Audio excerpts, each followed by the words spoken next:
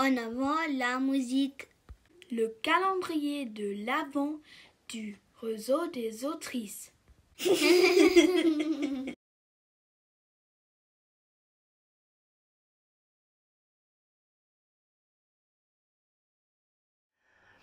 Alors c'est Noël.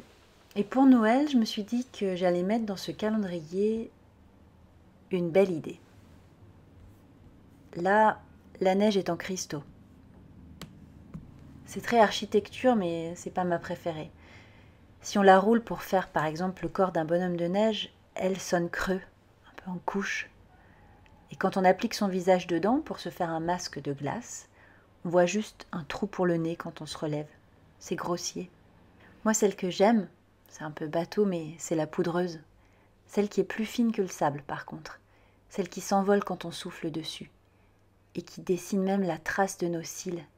Et même notre iris glacé si on a le courage de garder les yeux ouverts quand on l'embrasse de face. Là, c'est les paysages de la Chartreuse. J'en rêve souvent.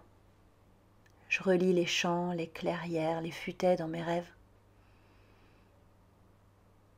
Je me demande souvent quand je rencontre des gens, quels paysages sont accrochés à l'intérieur d'eux, quel type de neige, s'ils sont sable ou galets, montagnes calcaires, prés à vaches, ou plutôt schiste, ou pierres de volcan, si une personne porte le museau froid d'un chien à l'intérieur, ou la trace d'une queue de chat, ou des immeubles de nuit avec des échelles en fer noir et les lumières de toutes les couleurs. Alors ma chanson, c'est les Songlines. Attention, c'est mon cadeau de Noël. Bruce Chatwin. C'est un mec semi-ethnologue, semi-romancier. La démarche est un peu étrange, mais bref. Il se rend en Australie, il étudie les aborigènes. Mais sans parler avec, faut pas non plus trop bosser. D'ailleurs, dans son livre, il raconte plutôt qu'il connaît quelqu'un qui lui a raconté que... Mais c'est pas grave.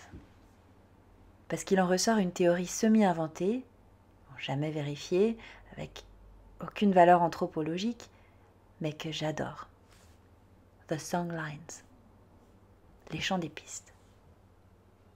Alors la voici. Le monde est né d'un chant. C'est un chant qui a créé l'espace. C'est une musique qui a fait naître les paysages. On a perdu ce chant. Mais c'est pour ça qu'il faut faire très attention à nos rêves de paysages. Parce que les chemins dont les humains rêvent sont tous connectés et dessinent ensemble un plan secret, une cartographie des consciences partagées. Rêver d'un chemin, c'est se connecter au chant originel de tous les hommes.